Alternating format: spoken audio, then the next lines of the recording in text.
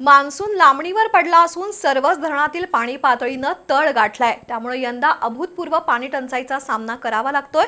कोल्हापूर जिल्ह्यात कधी नव्हे इतकी पाणी टंचाई जाणवू लागली आहे। महापौर रूपाराणी निकम यांनी 2 महिन्यांपूर्वी 1 दिवसाआड पाणी पुरवठा करण्याचं धोरण आणलं होतं, पण त्याला इतरांनी सहकार्य केलं नाही। दुसरीकडे धरणातील गाळ आजवर कधीच काढला गेलेला नाही।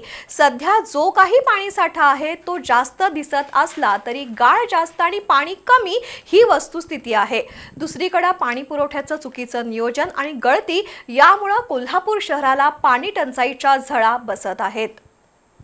कोल्हापूर शहराला मुबलक आणि स्वच्छ पाणी पुरवठा व्हावा यासाठी काळमावाडीत थेट पाणी पुरवठा योजना सुरू झाली, पण या योजनेचं पाणी निम्म्या शहराला अजूनही मिळत नाही। त्यामुळे जुन्या शिंगणापूर, नागदेववाडी आणि बालिंगा उपसा केंद्रांचा वापर करावा लागतोय।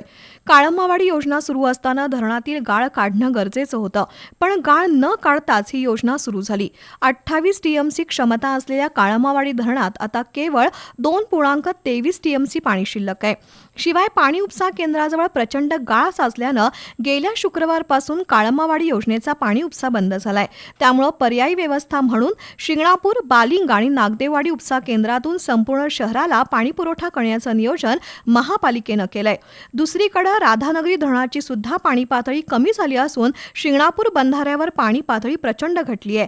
त्यामुळे गेले 3 दिवस पाणी उपसा बंद झाल्यानं संपूर्ण कोल्हापूर शहरात पाण्याचा ठणठणाट झालाय। सध्या काही टँकरद्वारे पाणी पुरवठा केला जातोय, पण टँकरमध्ये तरी पाणी कुठून आणायचं हाही प्रश्न आहे। आणखी आठवडाभर पाऊस झाला नाही तर परिस्थिती आणखी बिकट होईल। वास्तविक शासनानं धरणांच्या पाणलोट क्षेत्रातील आणि नद्यांमधील गाळ वेळच्या वेळी काढला तर पाण्याचा साठा वाढू शकेल, पण त्याकडे शासन गांभीर्यानं लक्ष देत नाही।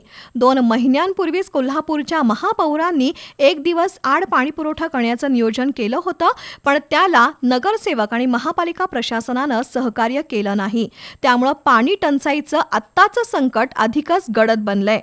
पाणी गळती, असमान पाणी वितरण अशा कारणातूनही कोल्हापूरचा पाणी प्रश्न अधिक जटिल बनलाय।